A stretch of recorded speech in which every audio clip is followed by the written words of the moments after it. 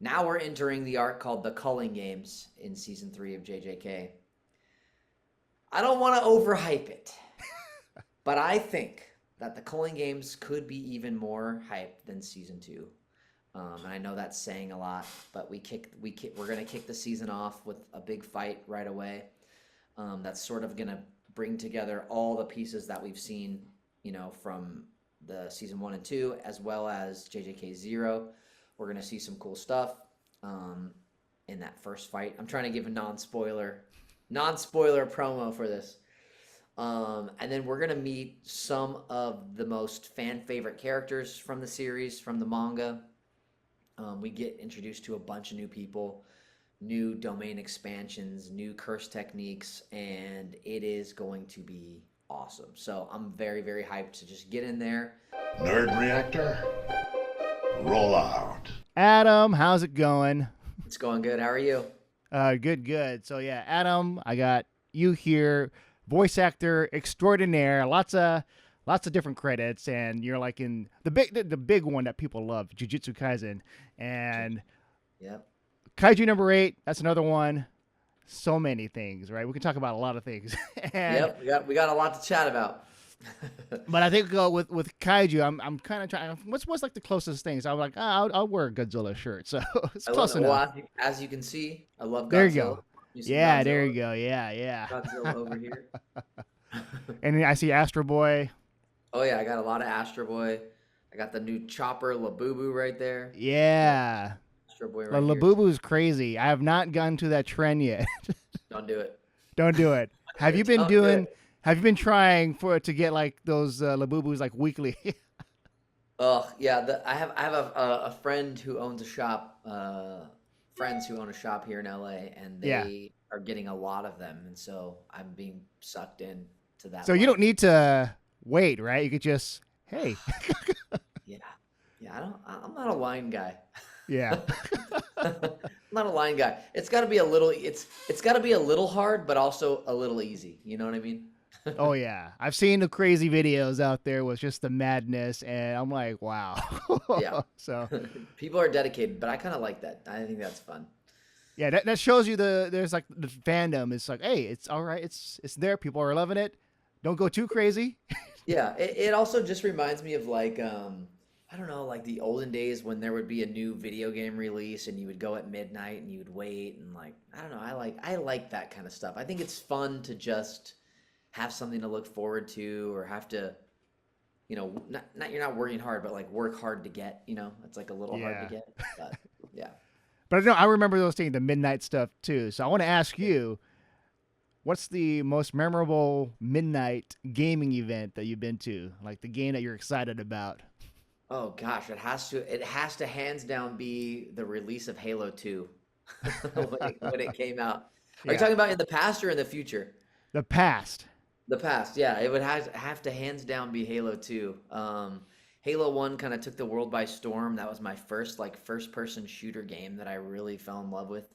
I think I was in college at the time, but my good buddy and he pre-ordered a copy of Halo 2 about an hour away from where our apartment was.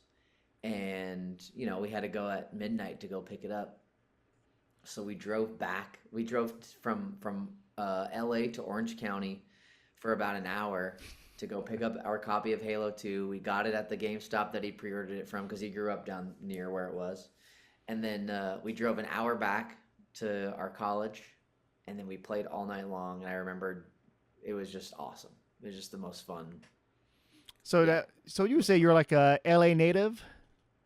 I mean, no, I'm from Northern California. I grew up in the Bay Area, but I've been in LA I've been down here for 22 years. I've almost been, I think it's about 50-50 about how long I was up in Northern California to how long I've been here in LA. So no more that's hella tight, yo.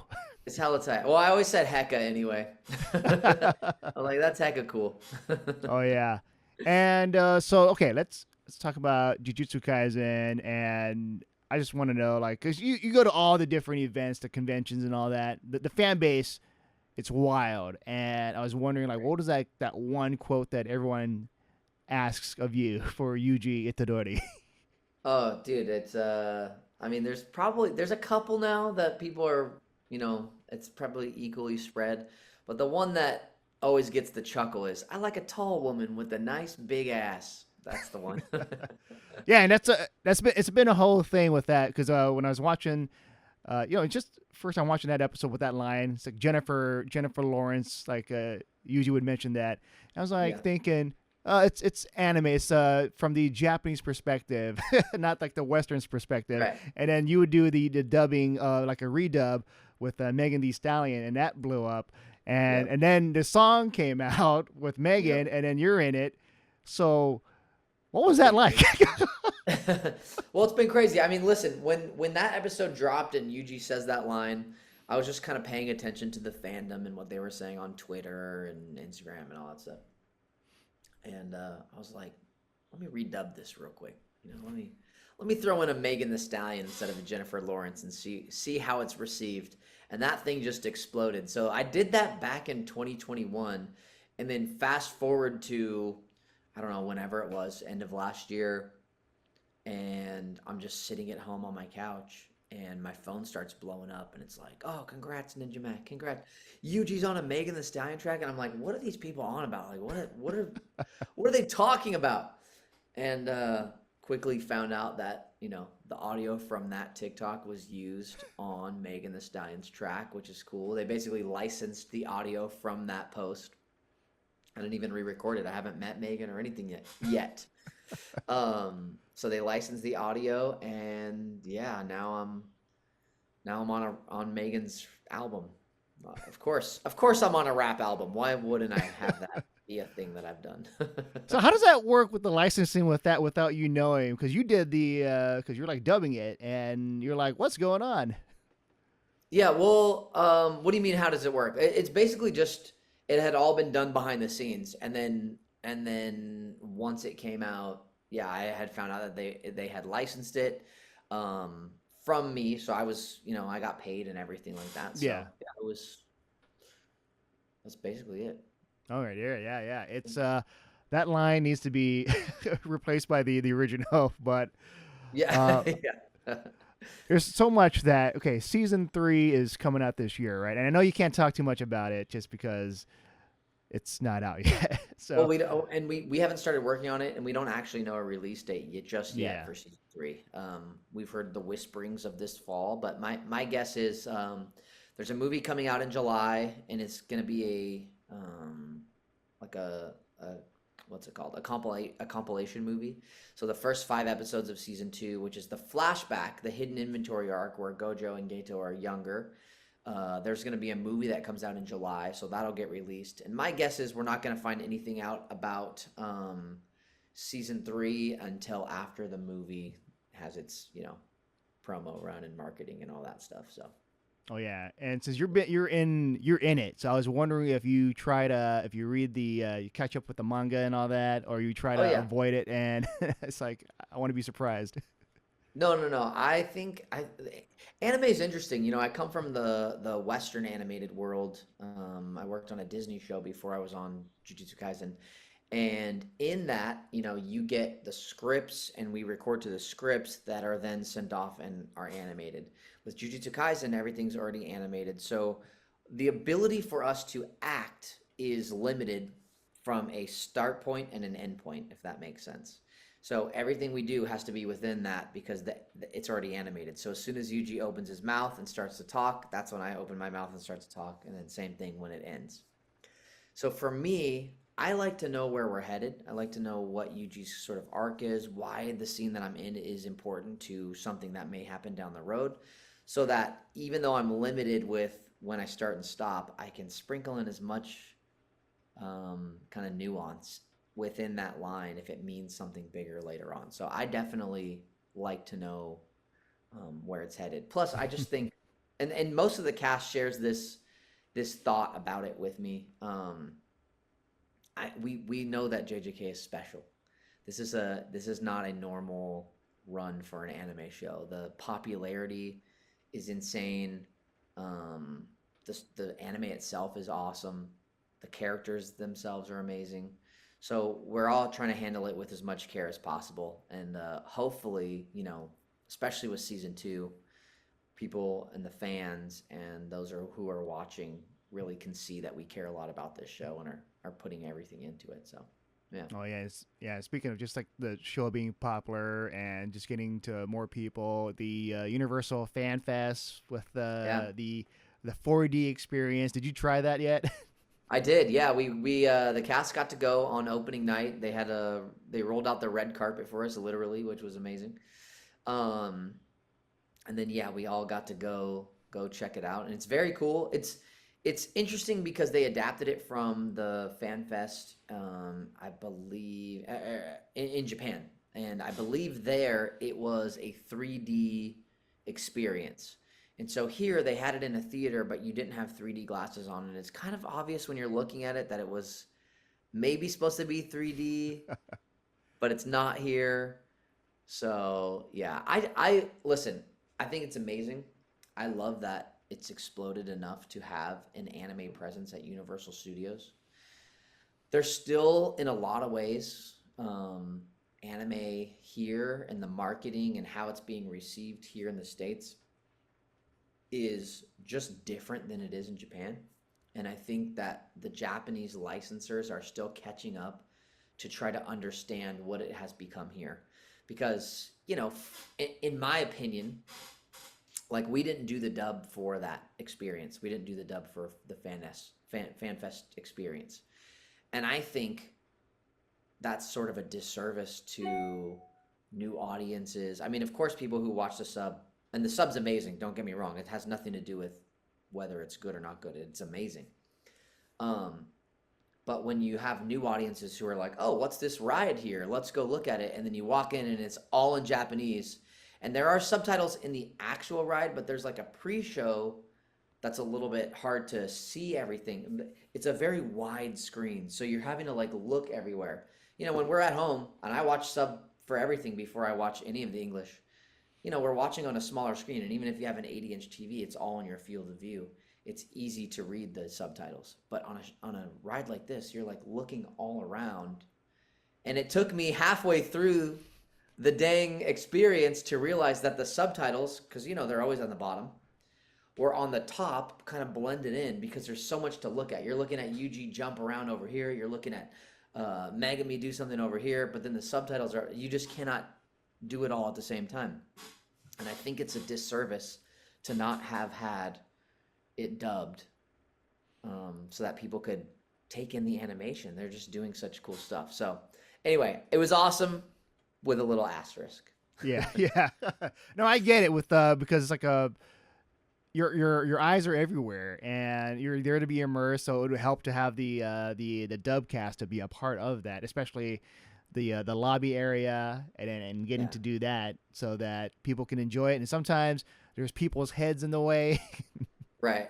Yeah, I mean, it's not, the thing is, like, it's interesting to me being in this world and getting in kind of deep and being on a show that's this popular and seeing how, the licensors hold on really tight to certain things and don't hold on tight to certain things. And yeah, it's just, if the idea is to get the show out as much as possible and expand the audience as wide as possible, I think you need to make it as accessible as possible, even in the 3-week limited run of a FanFest event at Universal. Because a lot of people are going through there, and a lot of people are messaging me and like, oh, it was awesome. Did you see it? Oh, I wish it was in English. Oh, I'm so glad it was in Japanese. Like, there's like, it's just, if we want to make it for as wide of an audience as possible, I think we could be doing more. Yeah, I think the trajectory of just how the Japanese companies, I think they're getting there slowly. Like this year, we've seen a lot of Japanese concerts. Yeah. For example, like Ado performed here and all that. And so I think slowly they're getting the idea, like, you know what? Like, let's try to push this out more. Even Kaiju #8 with the theme songs, getting... Totally. Yeah. So it's like... That's actually, like, Kaiju is the perfect example of how to do a lot of things right. Yeah. I think, obviously the intro and the outro were amazing, and kind of even, I'm not even totally talking about that, but having those artists do the intro and outro, Youngblood and One Republic, does bring in people who might not have checked out this anime because they're fans of those guys, and then those artists are posting on their socials. It's a great way to sort of like merge the worlds and bring it all together, even if people are watching in Japanese. But another thing Kaiju number 8 did really right was they released the English and the Japanese at the same exact time. They're not making people wait 2 weeks to watch, episodes in English after it's already come out in Japanese. You really kind of cut the legs off of potential audience when you do that, because of course fans don't want to wait. They want to just watch whatever's available to them. And I think it's interesting. You might have seen that the Crunchyroll CEO said that worldwide more people watch anime in English than they do in Japanese, which I find very interesting. But I know for a fact that with Kaiju number 8, when they both dropped at the same time, more people were watching in English. Now, that's not a commentary on quality or whatever, and maybe there are just more English-speaking countries or countries that prefer English than that. You know what I mean? So it's not a commentary on quality or anything like that. It is just the statistics are interesting to look at and see how people are consuming this stuff. So. Oh yeah, and I think there's like the whole there was a time where Japanese music would not be on Spotify, but now when you search for it, it's on Spotify, and the only time before that you would have to import the music like CDs and etc. So it's like easier to access now compared to before. Yeah. And I want to ask, like, why do you think that is now? Like, why that's happening? I mean, I don't know. Are you talking about sort of this Pandora's box Japanese opening culture and stuff like that? Is that kind of what you're saying? Like Japanese, or I guess like in music in general, like how it was harder to access the Japanese music, but now it's easier. But then also like with the help of anime, anime's helping push that. Yeah, well, I mean, to be honest with you, it kind of goes back to this, what we're talking about. It's this old school thinking of like, people want to do it this way. People want to do it this way. And then these like, whoever they are, executives or company policies that have existed and worked for a long time, people are slowly realizing that there's this shift, it's okay. Like for example, one of the things that's always kind of irked me about English dubs is they shy away from using words like sensei. Like in the Japanese version of JJK, they call Gojo sensei, and in the English we just call him Gojo. And I'm like, why aren't we using the honorifics, or why aren't we using the word sensei? And early on they were like, oh, we want it to be, we don't want to use too many Japanese words in the English to confuse people. And I'm like, the word sensei, like sensei of all words, like we've been hearing this. I mean, maybe because I've been on martial arts my whole life. I'm like, this is like, that's a quick Google search. Like, give your audience some credit, let them, but it just does take time for it to all slowly kind of, for these people who are making decisions of that type to open it up and let things kind of expand. And I think it's the same thing in like music and all this stuff. People are seeing like, oh wait, even though it's an American audience or whatever, they are finding that they like Japanese music or anime and things like that. I mean, yeah, if it's not obvious that anime is insanely popular over here at this point, I don't, I don't know what else these people could be looking at. The data says it all. So, yeah, I just think as time goes on and people realize there's a market here for it, I guess you have to follow the dollar. If people are willing to spend money on it or stream it or whatever, then the companies are going to follow. They're just so slow. That's why it's important to just like what you like and don't wait if it's something you want to seek out or go find. Those are the stories that people will ask about, in interviews. Oh, how did you find out about Japanese music? I used to have to go find it. It's like anime. It's like, oh, you guys have it easy now. You can just turn on Crunchyroll and stream it. I used to have to go to conventions and find DVDs, and they were bootleg, and But for you, you started watching anime late, right? Yeah, I started a little late. I mean, in high school, like in the late 90s, early 2000s, I was in an anime club and I watched a little bit of stuff, some Dragon Ball and maybe some Mm-hmm. early Ranma half and stuff like that. But I didn't really sink my teeth into it probably until like 2017, 2016, 2017. And yeah, I had some friends recommend My Hero Academia and Full Metal Alchemist Brotherhood and Noragami. And so I kind of sunk my teeth into a bunch of those and some other of the classics and was like, oh, this is really cool. I think I mean I love My Hero. I think My Hero is pretty amazing. Season 5 was boring, but I was in it, so I can say that. But everything else has been amazing. Um, yeah, yeah, I came to it pretty late.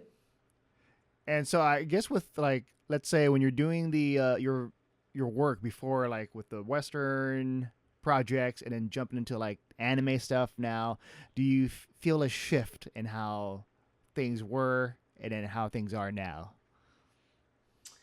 Interesting. A shift in what way? In terms of it could be anything, like whether it's like the community or whether it's just how you're just for Yeah, you, just like being the like a voice actor. yeah, totally. I mean, look, being on a Disney show, the lead on a Disney series, especially because we did 4 seasons. I was on that show, Star versus the Forces of Evil, from I started working on it in 2013. It came out in 2015, and then it ended in 2019. So I worked on it for 6 years, and by all measure, it was wildly successful for Disney. They had, um, it was known as like their viral show. So it was really popular. It was very well received. I loved my time on that show. And, for anyone I would say who's an aspiring voice actor or who's even been doing it for a long time to say, like, hey, what would you think about being the lead on a Disney show? They would be like, I've made it. That's amazing. And I definitely felt like that. I did not expect how big JJK was going to be. Um, I travel almost every weekend for conventions, and I'm constantly meeting people and talking to fans. And sometimes people are waiting a couple of hours in a line to say hello. And that is the power of, I don't know, whatever this timeline is that we're living in, where anime is just insanely popular. Um, so even though I've been so fortunate and had such an awesome career and been really grateful to do what I've done, it's it. There's definitely been a shift, and it's I'm busier than ever, and traveling more than ever, and meeting great people more than ever, and it's all because of JJK being sort of in the right place at the right time and working hard, but also getting lucky. So yeah, I'm very fortunate. Oh yeah, and I it's like I can only like just imagine like what that would be like every weekend traveling. I don't know if you ever get like tired, like all right, I'll get a break here and this whole month, like I'll never complain, dude. I'll never complain. I'm so lucky. I mean, listen, I'm a big, I've been a dreamer since I was a kid. I've had big lofty goals. This is what I want to do, this is my dream. No plan B. Like, I'm just gonna go for it. And to get to where I am now, to have these moments where, I'm getting invited to these places. I'm going to the UK in a couple weeks. I've been to Australia and the Philippines and all these cool places for conventions and appearances and stuff like that.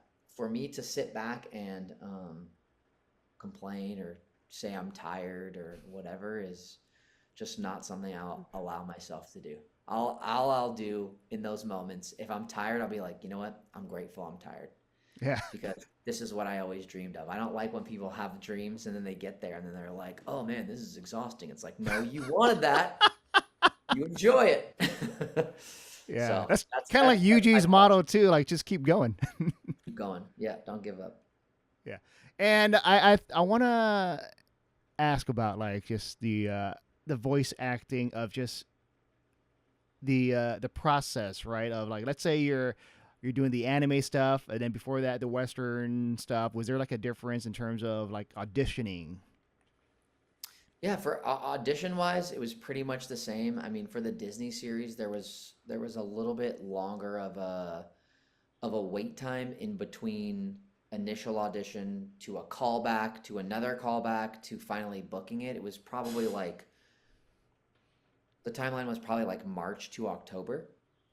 So pretty long. Whereas JJK, I auditioned and then found out the next week I was booked, and then the next week I was working on it. So Wow. anime timeline is very quick. I made a comment to someone who has only done mostly anime voice acting once early on, and I felt bad. I think they might have taken the what I said wrong, but I was like, anime's easy. Like, anime's easy, and they kind of like looked at me like, how, don't be disrespectful. And I was like, no, what I mean is, when you find out you book something, you can talk about it like the next week because you're already working on it, and then the week after that it's already on. So from the time you find out you're doing it to the time you find out you can talk about it and promote it and, like, you know, get kudos online or whatever, is like 2 weeks. Whereas you book a Disney show, I was working on that show for a year and a half before I could even say I was working on the show. And that's a long time to be holding in that secret, especially like when it's to the outside world, it seems like you're not really working on anything or whatever, you know, like relevancy is important to us in this business, and you kind of got to be posting what you're working on and stuff like that. So that's really hard. And then not only that, but like once the show is on, like say I record the finale of season 1, that's not coming out for like 10, 12 months. So now I know what's going to happen, and I have to keep it a secret from all the fans who are talking about it. You know what I mean? It's just With all very their hard. theories. Yeah, it's very hard. Anime is easy. Especially with the manga coming out, and Totally. yeah. Yeah, totally. So that's what I meant by that. Oh yeah. And I guess like with let's say when you're finding out like auditioning, what did you think? Like, did you find out like why? Like, yeah, I did. This is the reason why I got this part of Yuji. Or were you like, I wonder what the director saw in this line that I said? I mean, uh, you don't always get that feedback, and yeah, sometimes it becomes apparent. Like as soon as I kind of dug into Yuji and realized, oh, he's got golden retriever energy, he's the good boy. I'm like, okay, cool, yeah, that tracks. That's why I got cast, you know. And it's funny too, listening to who they cast as, like Megami and Gojo and even Sukuna and stuff, because I also auditioned for those characters. And then listening to what those guys do now versus listening to my audition, it's like, oh yeah, I was never getting cast as Gojo. You know, I was never getting cast as Sukuna. I'm definitely like, I'm Yuji coded, as the kids would say. So. And when you audition for the different characters, you have to like change it up like drastically, right? To make it like, this is going to be completely different. And so, what was like the challenge like? Yeah, I would say, I mean, that's just kind of a common occurrence for the audition process. You know, a lot of times you get auditions for multiple characters in a single project. And my thing is, you know, if a casting director is listening to it, every time I say, hey, this is Adam McArthur reading for Yuji Itadori. Hey, this is Adam McArthur reading for Megami Fushiguro. They're already hearing my voice as Yuji. So why would I give them the same sound for Megami? I should give them a different sound for Megami. So like each audition, even if I don't, you know, necessarily, I guess, yeah, I mean, I think it's important to give variety is what I'm saying. So I try and do that in all my auditions when it's multiple characters. I don't want them to sound like the same person each time. Oh yeah. Can you give an example of Megumi example? or Gojo? No, I can't. I couldn't tell you. At this point, it would just be a funny impression of KG Tang. It wouldn't be an actual of how I sounded when I auditioned. Yeah. So we're almost almost running out of time. So my last question I want to ask you is, what are you looking forward to most once you get to go back into season 3 of voicing Yuji?